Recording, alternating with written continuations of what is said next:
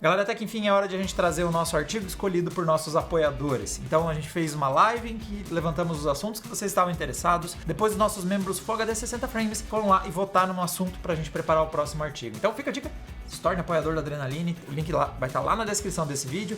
Com isso, entre outras vantagens, você vai poder escolher um dos conteúdos que a gente vai desenvolver ao longo do mês. O assunto que a galera escolheu é fontes. E eu entendo porque os nossos apoiadores querem que a gente fale de fontes, porque na verdade todo mundo quer que a gente fale de fontes.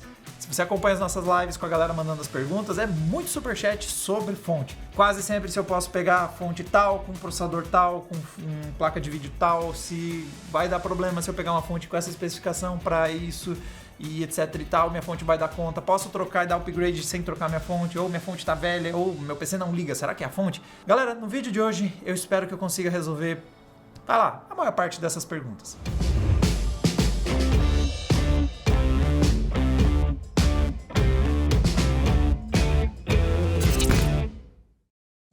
Cooler Master MWE Bronze 550. Essa fonte de 550 watts traz a tecnologia DC-to-DC, que reduz o ruído na onda da corrente. Design com cabos do tipo flat para melhorar o visual do seu sistema e também 5 anos de garantia. Mais detalhes no link na descrição desse vídeo.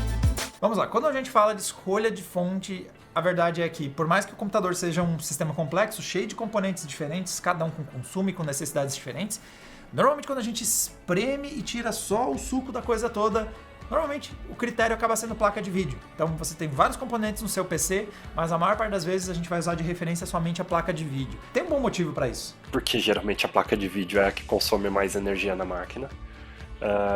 E os outros componentes, eles tendem a ter um consumo teoricamente estático, né? Então vamos supor, se você já tem uma máquina boa, você vai trocando a placa de vídeo, você vai escalando, digamos, a fonte de acordo com a placa que você quer usar. Mas um ponto importante é, apesar da NVIDIA ter a referência do resto do computador tentando criar valores mais ou menos genéricos, a verdade é que eles não são puramente valores fictícios, eles levam em consideração alguns fatores. Então, tem motivos pelos quais a NVIDIA estima cada consumo para cada placa de vídeo, dependendo qual é a placa de vídeo, qual é o restante dos componentes. Sim, tanto que se você olhar lá na letra pequenininha, né, ele fala qual processador que eles estão considerando ali. Então, geralmente é um Core i5 para uma intermediária, um Core i7 para uma mais high-end, um Core i9 às vezes, mas assim, porque eles também têm faixas de consumo ligeiramente diferentes, às vezes em alguns casos até bastante diferentes, é que agora não são mais tão comuns, né, aqueles Extreme Edition, aquelas coisas assim que eram processadores com consumo bem maior também, né, em relação à linha mais mainstream, mas ainda assim é importante, porque você tem que considerar um processador, digamos, coerente com a placa que o cara vai usar, para que vai ter um consumo representativo, para você indicar uma fonte que tenha esse buffer para você atingir uma melhor eficiência. Beleza, mas digamos que você não quer ficar trabalhando com esses conceitos, com esse valor tão genérico que a NVIDIA aplica para suas placas de vídeo, ou também a própria AMD também vai ter recomendações de fontes. Digamos que você quer uma coisa mais personalizada para exatamente os componentes que seu computador tem. Isso é possível e é bem comum, você encontra através de mecanismos de busca, você vai digitar lá Power Supply Calculator, que quer dizer basicamente, traduzido para o português, que é calculadora de fonte. Com esses sites, muitas vezes você tem várias referências de o que você precisa para determinada configuração de computador.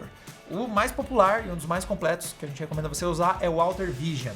Ele deixa você colocar cada um dos seus componentes e também você pode colocar, inclusive, qual é o período de uso, o nível de carga que você vai trazer, já que isso também é relevante. Quanto mais carga, mais período de trabalho você vai manter seu computador, é melhor que você tenha uma fonte mais robusta para dar conta dessa demanda mais alta. Mas quando você compara os valores que você vai ter no Alter Vision versus a recomendação da NVIDIA ou qual for a fabricante da placa de vídeo, você vai ver discrepâncias bastante grandes. Normalmente, a fabricante de placa de vídeo vai recomendar uma fonte muito mais potente do que o Alter Vision vai estimar como sendo o consumo do seu computador. E há um bom motivo para isso. O primeiro deles é, a NVIDIA não está recomendando, ou a fabricante da placa de vídeo, não está recomendando a fonte que você precisa. Ela está recomendando a fonte que ela recomenda. Então o que acontece? Por conta de como operam as fontes, elas têm um grau de eficiência variado. Então, por exemplo, nesse gráfico que vocês vão ver aqui, nós estamos usando de referência uma Thermaltake Tough Power DPS RGB Titanium de 1500 watts. É uma fonte bastante potente. Pode ver que tem uma curva de eficiência da fonte entre quanto ela está sendo usada, a carga dela, versus a eficiência que ela está entregando. Então, o que acontece? A maior parte das fontes vão entregar sua maior eficiência ali na faixa dos 50, 60, entre os 40% e os 60% você vai ter o pico de eficiência dessa fonte. Ou seja, esse é o momento em que ela operando de 40% a 60% da sua capacidade máxima, ela vai entregar maior eficiência. Ela vai conseguir puxar menos energia da tomada. A diferença entre quanta energia ela está puxando da tomada versus a energia que está sendo realmente necessitada pelo computador está no seu nível mais próximo. Então, fora dessas zonas, essa variação vai ser maior. Então, se ela precisa de 300 watts, da tomada vai estar saindo 400 watts, por exemplo. Pegando um número meio exagerado, que vocês vão ver que a ineficiência não é tão alta assim. Inclusive, olhando para esse gráfico, eu quero chamar a atenção da escala dele, galera. Ele está começando nos 89% e indo até os 96%, ou seja, a curva está acentuada, mas não quer dizer que ela seja tão violenta a diferença de eficiência. Mas esse é o ponto. Quando você está usando de referência que as fabricantes estão recomendando, elas estão de olho também na eficiência. Elas estão recomendando uma fonte que vai entregar, que vai estar operando nessa faixa dos 40% a 60% da sua capacidade e com isso operando em seu nível de maior eficiência. Esse é um ponto que vocês têm em mente, por que é tão conservadora a recomendação de uma fonte. Inclusive, quando a gente usa de referência o Alter Vision, vocês vão ver que ele também te dá a possibilidade de escolher eficiência. Então, quando você está ali movendo as barrinhas, quando você clica lá em calcular qual é a fonte que você vai usar, vai aparecer uma roleta com porcentagens e diferenças de cor e ali você consegue escolher a eficiência. Quando você vai mais para a parte mais amarelada, vermelha da barra, você está escolhendo a fonte que é só suficiente. Então, por isso que ali tem um valor que é tão diferente do que a NVIDIA e a AMD recomendam, né, as fabricantes em geral. Avançando, você pode escolher fontes que vão estar operando muito mais próximos do seu nível máximo de eficiência. Uma coisa interessante do Alter Vision é que ele deixa você calcular quanto custa o quilowatt-hora na sua residência. Lembrando que isso varia de estado para estado aqui no Brasil. Então, vocês precisam dar uma olhadinha nessa conta de luz para fazer essa conta. Mas, quando você coloca esse dado ali, você consegue deixar o Alter Vision calcular para você qual é o momento em que essa fonte vai se pagar. Porque se você gasta a mais numa fonte mais eficiente, no início você vai ter um gasto adicional, mas a longo prazo a eficiência maior vai fazer com que você vá recuperando isso com a conta de luz. Então, no fim das contas, é mais alto o custo, mas você tem a possibilidade de resgatar parte desse investimento no futuro com economia de energia elétrica. Mas não é só questão de economia de energia, não. Tem outros fatores que você tem que ter em mente quando você está pegando uma fonte mais eficiente. Se você gasta mais para pegar uma fonte de potência maior, você também tem uma contrapartida. Ela vai estar trabalhando numa condição mais confortável, a temperatura gerada vai ser mais baixa, ela vai estar com uma eficiência, o ripple gerado vai ser mais baixo, então você vai ter um monte de contrapartidas, né? É que assim, infelizmente no Brasil, que tudo é tão caro e tão difícil, a contrapartida principal é o bolso. Então o cara procura dimensionar a fonte para o que cabe para ele poder gastar mais num processador, uma placa de vídeo. Mas como eu consigo determinar a qualidade de uma fonte? Sendo sincero, essa é a parte que eu mais vou falhar com vocês. É muito difícil você, de forma prática, dizer se uma fonte é boa ou não. Uma das referências que a gente tem no Brasil é justamente a galera do Tech Lab, que faz vídeos, o canal do YouTube é da galera do Tech Lab, tem muito vídeo deles testando algumas fontes e mostrando em detalhes, nível de aprofundamento que a gente não tem aqui no Adrenaline. Muitas das vezes a galera vai usar de referência, o certificado mais comum é o 80 Plus. Ele já é usado em grande escala, já tem muitas placas com essa certificação e ela fala sobre o nível de eficiência e o nível inicial de testes, ou seja, passaram por alguns procedimentos para conseguir essa certificação. Então ela já dá uma ideia inicial, já serve de alguma referência, mas ela também tem lá suas críticas. A própria qualificação dessa fonte, a própria certificação dessa fonte, muitas vezes pode ser uma armadilha, porque a certificação mais famosa e conhecida que nós temos hoje em dia ainda é a 80 Plus, apesar de estar tendo muito espaço para a Cybernetics, que é muito melhor. Então, muitas vezes esse produto comprado com uma certificação 80 Plus, ele foi certificado há mais de 10 anos e ele já mudou 20 vezes e ele já não faz mais nada daquilo que ele prometia. Então, enquanto o 80 Plus sofre suas críticas, uma das referências que a gente pode dar para vocês também é os testes da Cybernetics. É uma nova certificação que está buscando ser mais abrangente, mais exigente, também trazer outros cenários, só que ela é um pouco mais limitada nas fontes que já são certificadas para ela. Hoje em dia já tem um número total aí de 1.000 fontes que já foram certificadas pela Cybernetics, e também é outra referência para vocês ficarem de olho, de ter uma noção de fontes que já passaram por critérios de teste, de qualidade, de durabilidade, de eficiência. Então já te dá uma ideia do que essas fontes podem entregar. Então, infelizmente, não tem como a gente saber de todas as fontes, e mesmo dentro de marcas vai ter variações, mas pelo menos já são algumas referências para vocês começarem a usar. Isso não é o único fator que vocês precisam ficar de olho. Tem uma outra coisa bem importante, especialmente no público que nós temos aqui do Adrenaline, que usa componentes gamers e que também às vezes brincam de overclock. Componentes gamers têm picos de performance, de frequência de consumo, justamente porque eles estão dando boost, estão tentando conseguir o máximo de performance para ter as latências mais baixas e ter aí mais FPS no seu gameplay. Isso quer dizer que o estresse não é uma coisa distribuída como num computador profissional que está renderizando por longos períodos. Ele tem picos de consumo e a fonte precisa ser capaz de dar conta desse surto adicional de energia. E outro fator para vocês levarem em consideração é o overclock. O overclock ele pode fazer a curva de consumo ficar extremamente rápida, especialmente quando você brinca de mexer em coisas como Power Limit. Você pode ver tensões subindo rapidamente e principalmente o consumo da fonte e a sua capacidade de entregar energia sendo rapidamente desafiado. Então, se você vai brincar com overclock, acho que você deve ser muito conservador na escolha dessa fonte, pegar uma muito além do que você precisa, de acordo com os componentes que você está usando. O cara que ele acompanha a gente, ele vê que a gente pega uma fonte e vai testar ela. A gente tem um simulador de carga. Joga 500 watts, porque a gente está testando se ela cumpre 500 watts. Tem que deixar 10, 15 minutos lá para estabilizar e começar a marcar os resultados. Mas o cliente que comprou a fonte, ele não tem 500 watts o tempo inteiro. Então ele tem a fonte variando o tempo inteiro o consumo, a não ser que ele esteja minerando. Aí o cara está no arregaço o tempo inteiro. O mundo da mineração hoje é tempo ruim todo tempo. Então o que acontece? E por um lado a gente considera que é melhor. Não, tranquilo, eu vou comprar 500, ela não vai ficar passando 500, ela vai chegar lá em 500 e depois vai descer. Mas tem um bom motivo para vocês ficarem de olho não só nos watts, que é normalmente o que a gente usa de referência, né, na fonte. É o valor principal, a potência que ela pode entregar. É relevante vocês ficarem de olho na qualidade da fonte. Isso acontece porque ela vai ter um conjunto de dispositivos de segurança. Então, principalmente se você tiver algum problema no meio do caminho, uma boa fonte tem toda a possibilidade de evitar que você tenha perdas nos seus componentes. Geralmente essas fontes elas têm vários sistemas de proteção, então se você, vamos supor, pedir mais do que o que ela pode fornecer, normalmente ela vai simplesmente desligar, não vai queimar nada. Então, assim, nesse aspecto é bastante seguro hoje em dia, mesmo que você faça uma combinação não ideal. Por outro lado, a gente tem um outro fator, que são os picos de energia. Porque a fonte, esses 500, ele vai ter picos que vão ultrapassar os 500 watts. Em alguns elementos, algumas placas de vídeo fazem uma requisição muito irregular. Acho que o Burt gostaria de falar um pouco, porque senão, é muito irregular. A gente já verificou aqui com o osciloscópio, tem placas que chegam assim, assustador, elas chegam a desligar a fonte. Tem alguns picos ali em pequenos lapsos de tempo. A gente testou aqui na época, acho que foi uma Vega. Nossa! Ela dava picos assim de muito pequenos mesmo, mas ultrapassava 1000 watts no osciloscópio. Então, dependendo da fonte, você tem ali uma fonte boa, ela poderia até entrar em proteção, né? Uma fonte que já não tem tanto controle, ela não vai chegar, ela vai começar ali a fadigar, se for uma fonte ruim, né?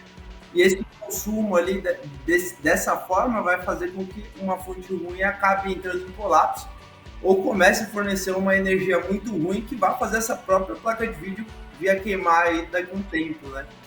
Então é uma coisa bem complicada mesmo.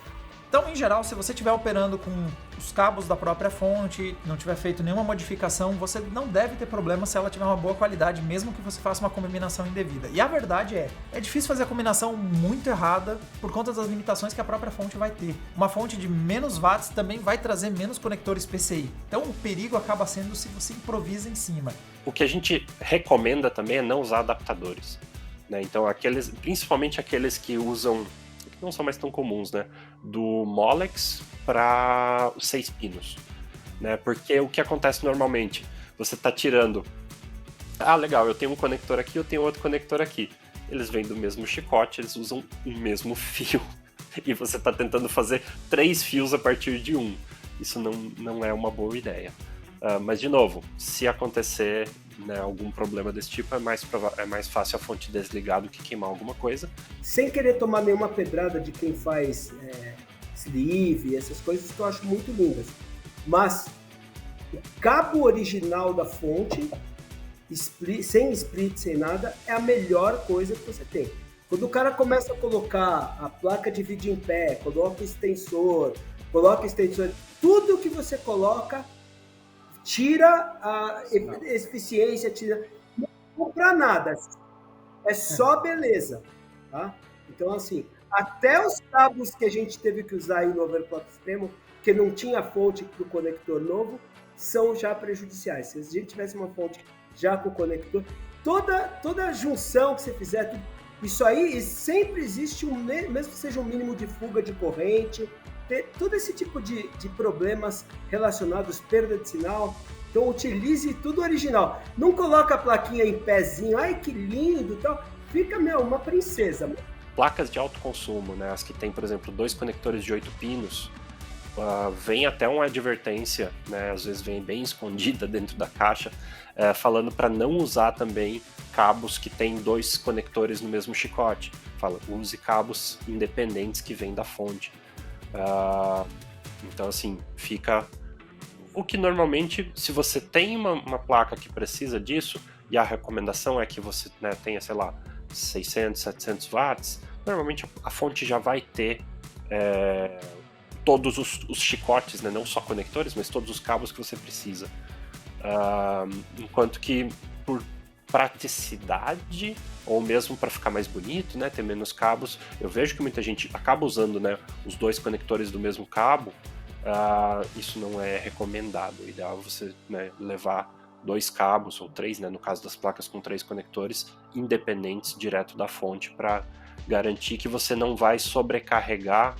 Mais uma coisa que tem mudado a gente tem visto como tem subido as especificações. Então, como por exemplo, nós tínhamos a 2080 Ti, ela numa fonte que consumia 250 watts. E a gente está vendo caras como a 3090 Ti pedindo até 450 watts. Ou seja, as especificações de fontes estão subindo muito e a gente também está vendo a introdução de novos padrões, como o PCI 5.0 e novos conectores de energia.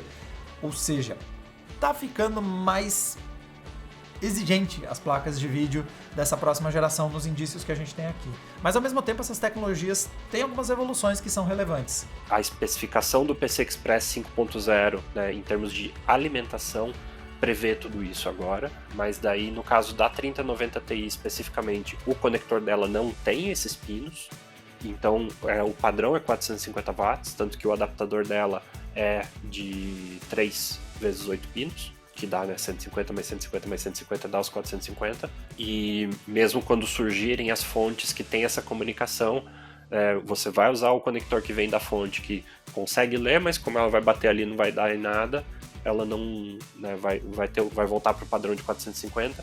Só em último caso, né, quando surgirem quando surgir o conector que permite até 600 watts, é que é realmente necessário que essa comunicação, porque senão, vamos supor, se você usa usar um adaptador que não tem os pinos, ligar na placa de vídeo, a placa de vídeo não vai receber essa informação, então ela fala, opa, esse conector aqui, eu estou recebendo energia, mas eu sei que se não tem os pinos de dados, eu só posso puxar até 450 watts aqui. Né? A placa de vídeo vai estar preparada para isso. Então, assim, isso ainda está engatinhando, mas está tudo pensado já. Tem uma parte desse caso seu aí agora que está mudando o padrão ATX, né? Então, agora vai ter um novo padrão de conector, vai ter um novo padrão que vai retirar as linhas de 5 volts, de 3.3 volts. Mas esse padrão, ele, acredito eu não sou a voz do fabricante em si, mas eu acredito que não tenha entrado ainda, porque veio a pandemia, teve uma verdadeira bagunça. E já a primeira coisa que nós tivemos foi o conector. A gente tentou literalmente queimar uma 3090 Ti quando a gente botou os 1400 watts. A gente falou, ela vai ter que aguentar. E o conector era um conector só. E esse conector, ele conseguiu chegar a 1350 watts mais ou menos. Só o conector. Porque o resto dos 1400, ele vem do PCI Express, né? Pode até 75 watts. Então, assim, aguentou de uma forma absurda. Então, é uma coisa que nós não esperávamos. Por outro lado, nós precisamos considerar que como o sistema era ventilado, tinha bastante frio do nitrogênio e tudo mais ao redor, colaborou, mas eu não acredito que tenha colaborado tanto, né? Então, assim, esse padrão de conector, ele está em raríssimas fontes. Então, as pessoas ainda estão utilizando o quê? Adaptadores. Quem compra uma 3090 Ti hoje tem que contar com adaptador. Não tem fonte no mercado. Esse já é um padrão que já vai entrar nas próximas fontes. Então, as fontes de potência alta necessariamente vão ter que ter esse tipo de conector. O nominal desse conector é 600 watts. E assim, a gente está falando em termos reais. Porque o que acontece? Note que um conector desse, ele é alimentado por 3 conectores de 8 pinos, por um cabo que equivale a 3 conectores de 8 pinos. Esses conectores de 8 pinos, cada conector de 8 pinos tem 3 12 volts, vezes 8,5 cada um, que são 25,5 amperes. Então, cada um dá aproximadamente 300 watts. Só que quando você coloca os 3 e na especificação dada pelo fabricante, é que o conector de 8 pinos é 150 watts. Você não tem que passar daquilo. Então, a gente passou o limite do limite.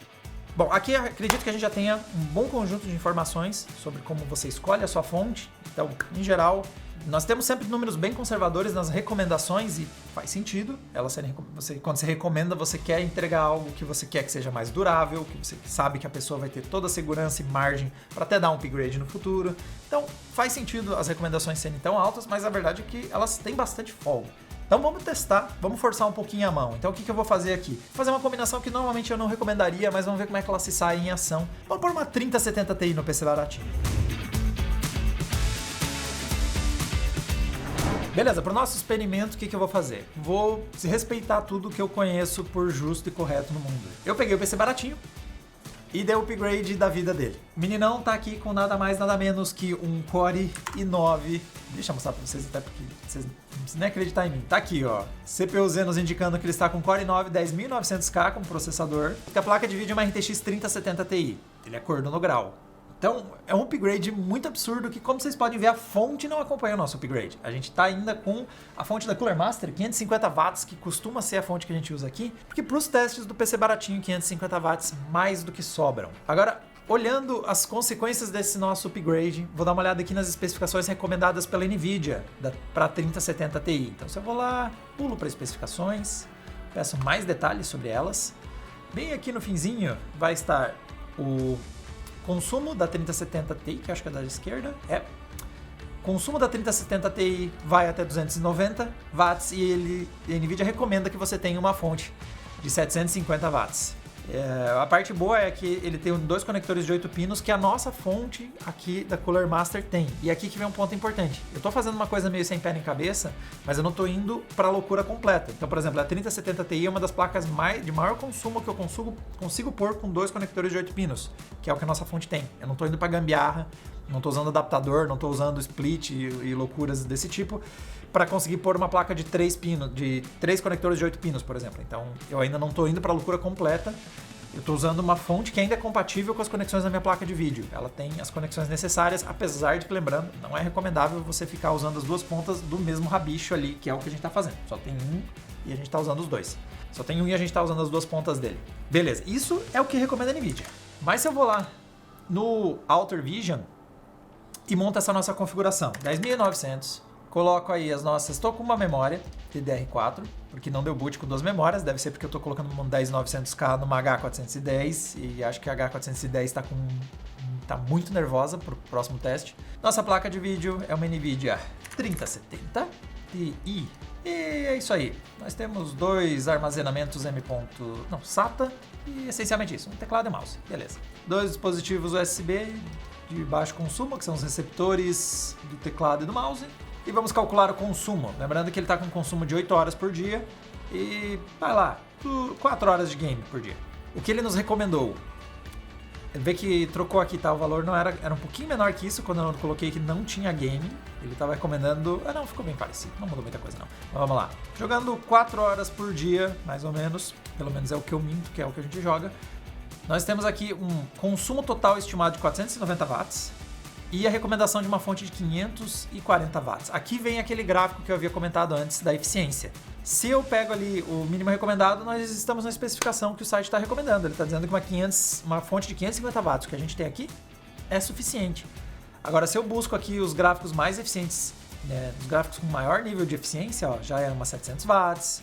Aqui já está mais perto da especificação da NVIDIA, ó, 700 watts. Depois ele pede uma de 1000 watts, mas daí calma, Older Vision. Não estamos podendo tudo isso não. Então já começa a ter um balanço e detalhe, né? Aqui, a de 700 watts é onde justamente ele está dizendo que o investimento se recupera mais rápido. Ó. Inclusive, quanto mais cara a sua conta de luz, em menos de um ano você recupera só na base da eficiência comparado com a fonte mais ineficiente ou a situação que a gente está aqui.